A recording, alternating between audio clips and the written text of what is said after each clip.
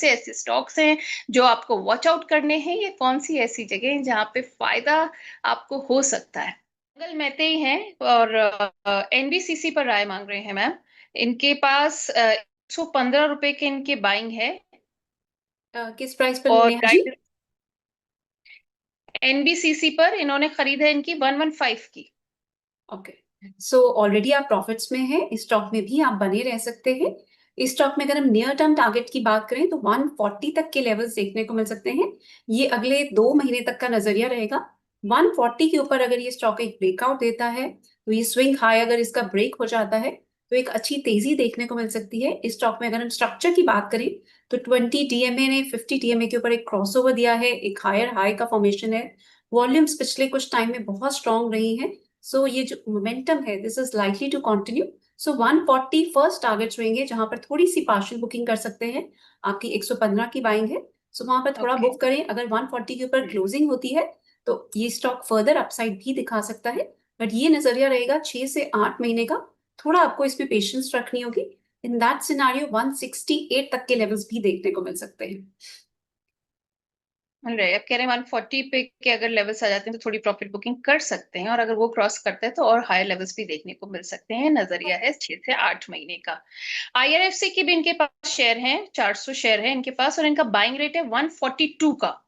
तो उस पर भी चाह रहे हैं कि आप थोड़ा सा इनको गाइड करें, बता दें।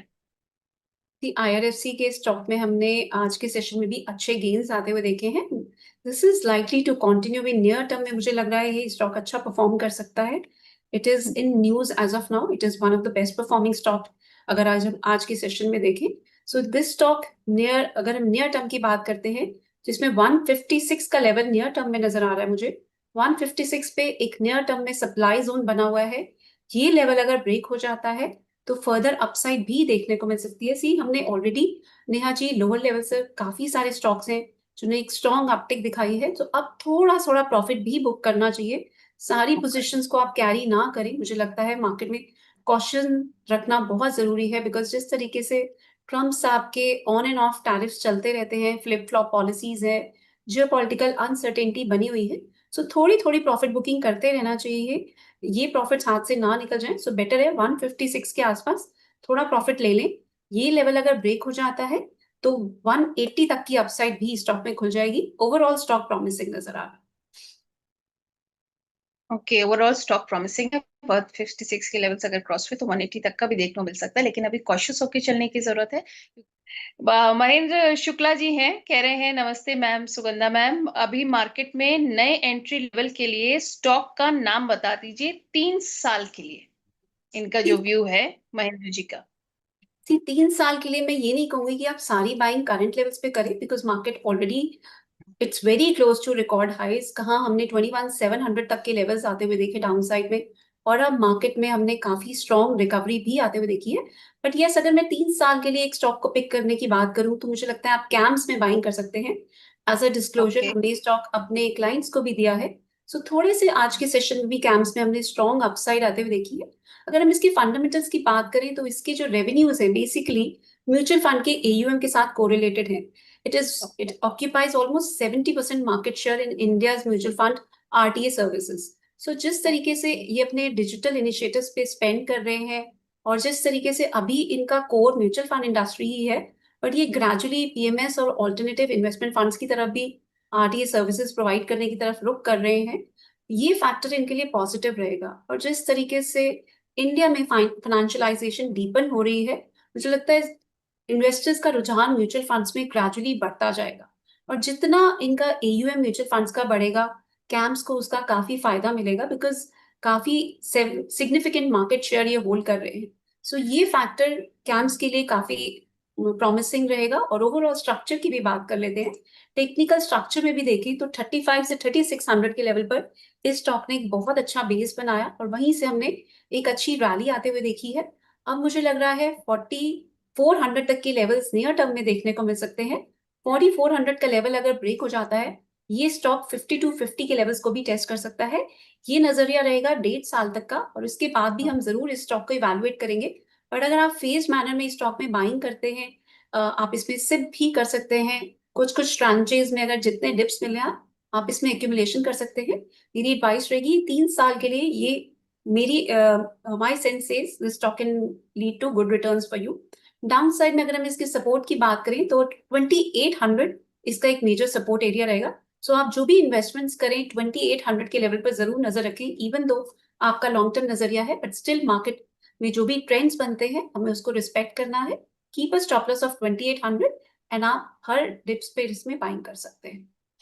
राइट, आप कह रहे हैं स्टॉप लॉस ऑफ 2800 रखना है, although you are seeing a little bright future for CAMS, जहां लेवल्स आपको 4400 से 5250 के बीच, 1 to 1.5 years के बीच आप देख रहे हैं और पहुंच नेहा जी, सकते मैं थोड़ा सा रिस्क रिवॉर्ड की बात भी जरूर करूंगी। हैं। करंट लेवल्स पर सारी बाइंग इसीलिए एडवाइजेबल नहीं है बिकॉज स्टॉप लॉस यहाँ पर काफी डीप है।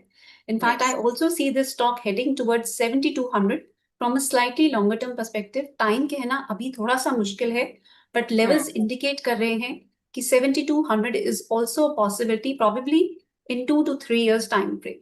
सो इसी वजह से रिस्क रिवॉर्ड को थोड़ा सा अपने फेवर में करने के लिए डिप्स पे बाइंग करना बेटर रहेगा। All right, wait for a dip which will be better for investing. निशान जी हैं, कह रहे हैं डॉक्टर रेड्डी के बारे में पूछ रहे हैं, इनका जो बाइंग रेट है वो है 200 का, बाइंग रेट है 1250 का, और कह रहे हैं कि डॉक्टर रेड्डी पर इस आपका व्यू चाह रहे हैं नियर टर्म का।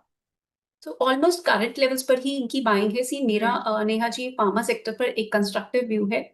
इवन दो अभी रिसेंट टाइम्स में फार्मा सेक्टर में हमने एक डिक्लाइन आते हुए देखा, बिकॉज हम्म। यूएस ने जिस तरीके से पेटेंटेड ड्रग्स पे टैरिफ इंक्रीज करने की बात की, प्राइसेस सॉरी स्लैश करने की बात की, उस वजह से हमने इंडियन फार्मा स्टॉक्स में भी एक डेंट आते हुए देखा।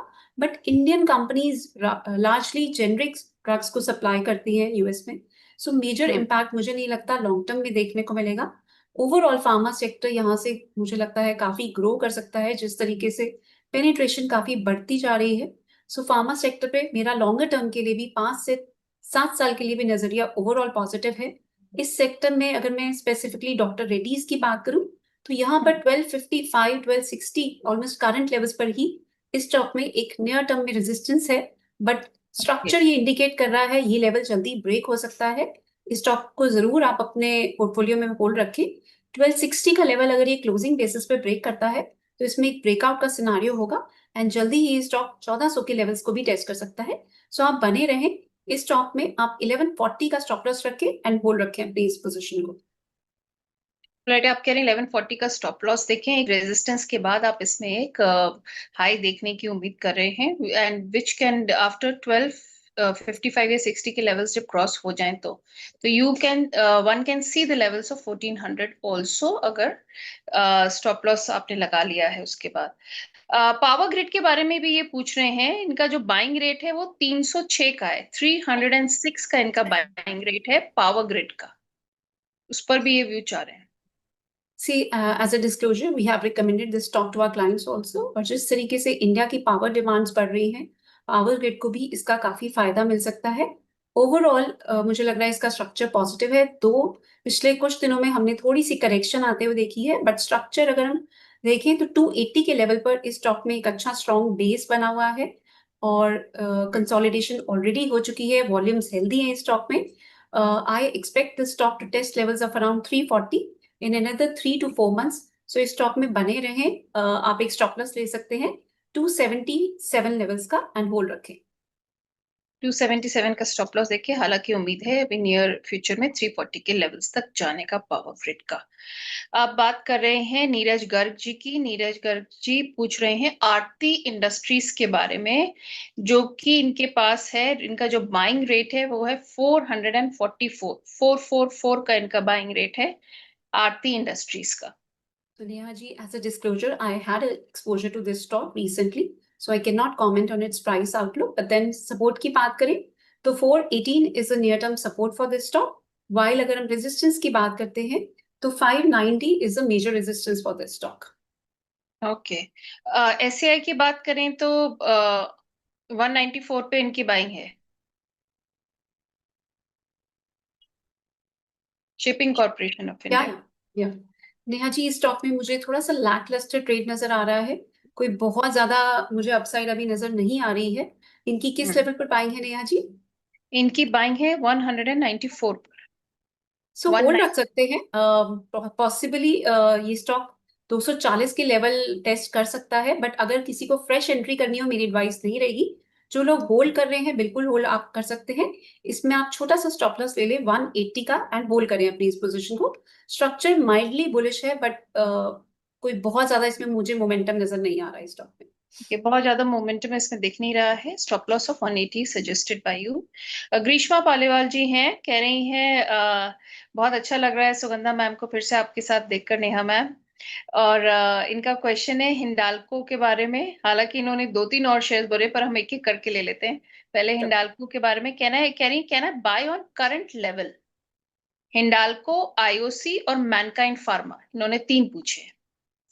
तो thank you Reshma ji for a positive feedback. आप हिंडाल्को में करंट लेवल्स पे भी बाइंग कर सकती हैं। स्ट्रक्चर पॉजिटिव बना हुआ है, और इनफैक्ट इस साल के स्टार्टिंग से ही मैं मेटल सेक्टर पे काफी पॉजिटिव हूँ। एंड हिंडाल्को में भी हमने अच्छे गेन्स आते हुए देखे। और अगर एज अ टैक्टिकल प्ले आप इसको देखती हैं तो आप इसमें करंट लेवल्स पे भी एंट्री कर सकती हैं। मैं अभी लॉन्ग टर्म के लिए इसमें एडवाइस नहीं दूंगी, बट यस, अगर आपका शॉर्ट टर्म का नजरिया है तो आप इसमें जरूर बाइंग कर सकते हैं। आपका स्टॉप लॉस रहेगा 595 का, आप इसको होल्ड रखें। आपके टारगेट्स रहेंगे फर्स्ट 720। 720 का लेवल अगर ब्रेक हो जाता है तो 740 तक के लेवल्स भी देखने को मिल सकते हैं, बट 740 के आसपास मेरी एडवाइस रहेगी इस स्टॉक को बुक करें एंड एग्जिट करें। हिंडाल को आप कह रहे हैं 595 पे स्टॉप लॉस लगा दें। 720 से 740 के लेवल्स देखने को मिल सकते हैं, वहां पर प्रॉफिट बुक करना एडवाइजेबल रहेगा। नेहा जी, मैं आईओसी ऐड एंड करना चाहूंगी, मैनकाइंड का। ये नजरिया ऑलमोस्ट 5 से 6 महीने तक का रहेगा। ओके, 5 से 6 महीने का नजरिया है हिंडाल को। आईओसी और मैनकाइंड फार्मा, उस पे भी ये पूछ रही है कि कहना है बाय ऑन करंट लेवल्स। जी बिल्कुल, आपने बहुत अच्छी पिक्स को सिलेक्ट किया है। अगर मैं पैटर्न देखूं, टेक्निकल पैटर्न्स काफी सपोर्टिव नजर आ रहे हैं। आईओसी में भी करंट लेवल्स पर एंट्री की जा सकती है, इवन दो मोमेंटम बहुत तेजी का नजर नहीं आ रहा, पर स्ट्रक्चर पॉजिटिव है। सो टाइम करना थोड़ा सा मुश्किल रहेगा कि जल्दी मूवमेंट आएगी या नहीं, बट यस, जिस तरीके से इसका स्ट्रक्चर बना हुआ है, एक्यूमुलेशन हो रही है लोअर लेवल्स पर, वॉल्यूम्स हेल्दी हैं इस स्टॉक में। सो आप बिल्कुल बाय करके करंट लेवल्स पर इसमें बाइंग कर सकती हैं। नियर टर्म के लिए आपके टारगेट्स रहेंगे 172 टू 175। 175 के ऊपर ये स्टॉक निकलता है तो इसको जरूर री इवेलुएट करेंगे, बट अभी के लिए अगर बात करूं मैं तो 175 के आसपास इस स्टॉक में एक मेजर रेजिस्टेंस बना हुआ है। मेरी एडवाइस रहेगी जरूर 175 के आसपास इसमें एटलीस्ट पार्शियली जरूर बुक करें। स्टॉप लॉस की बात कर लेते हैं, तो इसमें आपका स्टॉप लॉस बहुत बड़ा नहीं रहेगा, छोटे स्टॉप लॉस के साथ आप इसको बाई कर सकते हैं। 127 का इसमें स्टॉप लॉस प्लेस करें एंड बाइंग की जा सकती है। राइट। और मैनकाइंड फार्मा, ऐसे ग्रीष्मा जी हमारी रेगुलर व्यूअर हैं और हमेशा सवाल जरूर भेजती हैं, और मेरे ख्याल से काफी ये वॉच रखती हैं मार्केट पर। काफी जैसा कि अवेयर आपने है कहा, बिकॉज इन्होंने स्टॉक्स बड़े अच्छे जैसे। स्टॉक्स निकाले। बट रेशमा जी, मैं मैनकाइंड फार्मा में आपको थोड़ा डिसअपॉइंट नहीं करना चाहूंगी, बट अभी इसको अवॉइड करें। इसका स्ट्रक्चर मुझे पॉजिटिव नजर नहीं आ रहा, मुझे इस स्टॉक में थोड़ा सा डिक्लाइन नजर आता है, तो इसको हम अगले शो में जरूर कंसिडर करेंगे, बट अभी के लिए it's an avoid stock. I see this stock slipping lower. 2300 तक के लेवल भी इस स्टॉक में जल्दी देखने को मिल सकते हैं। सो बेटर रहेगा अभी तो एटलीस्ट इसको अवॉइड करें, बिकॉज आप फ्रेश एंट्री की बात कर रही हैं, आप इसको होल्ड नहीं कर रही हैं। सो बेटर है किसी और स्टॉक की तरफ नजर करें, इसको अवॉइड कर सकते मैनकाइंड फार्मा अवॉइड कर सकती हैं आप ग्रीष्मा जी। हमजा हैं, वो पूछ रहे हैं प्लीज लेट मी नो अगर मैं TTML पर अभी एंट्री कर सकता हूँ 72 के रेट पर, और एग्जिट करूं किस रेट पर। हैं। नेहा जी, स्टॉक में अभी पिछले कुछ दिनों में बहुत स्ट्रॉन्ग अपसाइड हमने आते हुए देखी, काफी सरप्राइजिंग अपसाइड थी। और ओवरऑल भी देखें तो वॉल्यूम्स काफी हेल्दी रही हैं।